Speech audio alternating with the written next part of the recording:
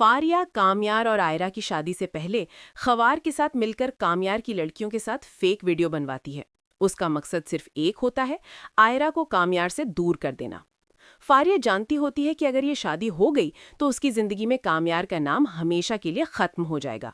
अगले दिन कामयार और आयरा का निकाह होता है। घर में मेहमान जमा होते हैं। इश्तियाक मौलवी साहब को ले आता है। आयरा दुल्हन के लिबास में तैयार होकर फलक उसे ला रही होती है।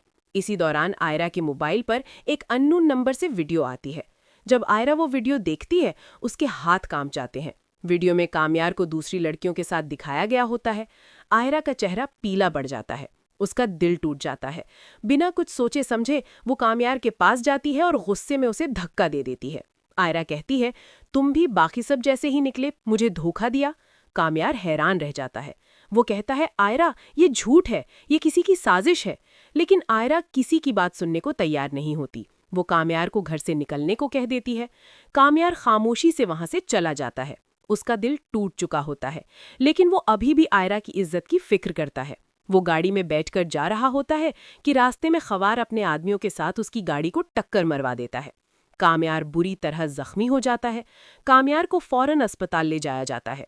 उधर फलक को कॉल आती है कि इमरजेंसी है। फलक जब अस्पताल पहुंचती है और कामयार को इस हालत में देखती है तो फौरन आयरा को कॉल करती है, लेकिन आयरा गुस्से और नफरत में अस्पताल आने से इनकार कर देती है।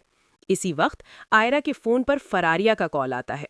फारिया कहती है, मैंने कहा था ना, अगर कामयार तुम्हारा नहीं हुआ तो किसी का नहीं होगा। ये सुनते ही आयरा के पैरों तले जमीन निकल जाती है। उसे एहसास होता है कि उससे कितनी बड़ी गलती हो गई है। वो समझ जाती है कि वीडियो झूठी थी और कामयार बेकसूर है। आयरा का दिल बुरी तरह से भर जाता है। वो बिना वक्त जाया किए अस्पताल पहुंचती है।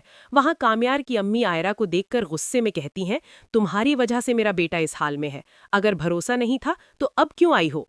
आयरा शर्मिंदा होती है। उसके पास कहने को कुछ नहीं होता। इसी दौरान कामयार को होश आ जाता है। वो कमजोर आवाज में आयरा का नाम लेता है। आयरा फौरन उसके पास जाती है, उसका हाथ पकड़ लेती है और रोती हुई कहती है, मुझसे बहुत बड़ी गलती हो गई, मुझे तुम पर भरोसा करना चाहिए था।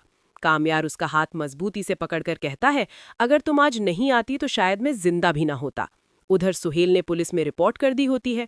पुलिस इन्वेस्टिगेशन में ये बात सामने आ जाती है कि कामयार के एक्सीडेंट के पीछे फारिया और खवार का हाथ था। कुछ ही दिनों में दोनों को गिरफ्तार कर लिया जाता है। कामयार धीरे धीरे ठीक होने लगता है। जब वो बिल्कुल संभल जाता है तो वो मौलवी साहब को साथ लेकर आयरा के घर जाता है। इरफान साहब और इश्तियाक सब कुछ जान चुके होते हैं। इरफान साहब को अपनी गलती का एहसास होता है। वो कहते हैं, कामयाब, तुमने साबित कर दिया कि तुम आयरा के लिए सही हो। आयरा को फलक लेकर आती है। आयरा की आंखों में आंसू और चेहरे पर सच्ची मोहब्बत होती है। मौलवी साहब निकाह पढ़ाते हैं। मौलवी साहब पूछते हैं, आयरा बिनते इरफान, क्या आपको कामयार से निकाह कबूल है? आयरा भरी हुई आवाज में कहती है, कबूल है। फिर कामयार से पूछा जाता है और वो भी पूरे यकीन के साथ कहता है, कबूल है। निकाह के बाद कामयार आयरा को अपने घर ले आता है। कामयार की अम्मी पहले हैरान होती हैं, लेकिन जब कामयार सब सच बता देता है तो वो आयरा को गले लगा लेती हैं। कामयार के अब्बू और दादी भी दोनों को दुआ देते हैं। कहानी यहीं खत्म नहीं होती। फारिया जेल में अपनी हालत पर रो रही होती है। कुछ वक्त बाद खबर आती है कि फारिया अपना मेंटल बैलेंस खो चुकी है। ये सुनकर आयरा खामोश हो जाती है और कामयार उसका हाथ पकड़कर कहता है, जो होना था हो गया, अब हम सिर्फ अपनी नई जिंदगी देखेंगे। खुदा ने उसकी सजा फारिया को दे दी है।